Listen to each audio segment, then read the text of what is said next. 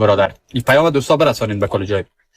چقدر دانشمند پشتون هستی، چقدر کتاب نویس پشتون هستی، چقدر منابع که در دسترس داری. بیار ثابت بکن که ملالای میوند یک قصه دروغ نیست، واقعی است. نام پدر ملالای میوند چی بود؟ گورش در کجاست؟ دهه آخر و بیشرمی تمام بالای شخصیت ملی و تاریخی ما شما ملال میوند صحبت کرده. بدون شک که بانوی قهرمان ملال میوند یک شخصیت بسیار شناخته شده تاریخی به سطح بین المللی است. ما یک چند مؤخذ براتون میتونم اگر واقعا شرم دارین، آبرو دارین، عزت دارین، معذرت خواهی بکنین. نخستین مؤخذ ما یک کتاب است به نام Women Warriors.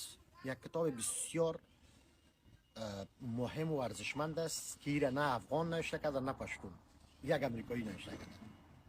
کتاب دومی که من اینجا میگم فولک هیروز اند هیروین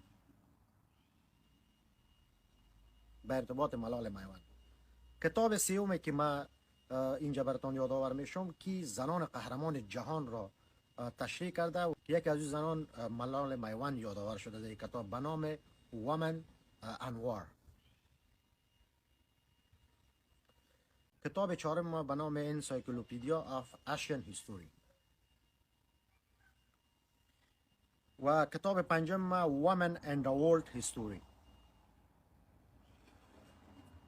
بالاتر از 50 مؤخذ فارسی و پشتو مدارم، ولی فکر میکنم این 5 کتاب اگر واقعا غیرت داشته باشین براتون کافی است.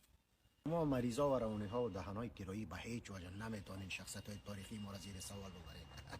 او توضیح های بدبخت نکنین که باز پشیمان میشین. اگر واقعیت شما را مردم بفهمد آبرویتان میره او توضیح ها. لطفا جلو از این وحشی هایتان روانی ها و مریضا و دهنای کراییتان بگیرین.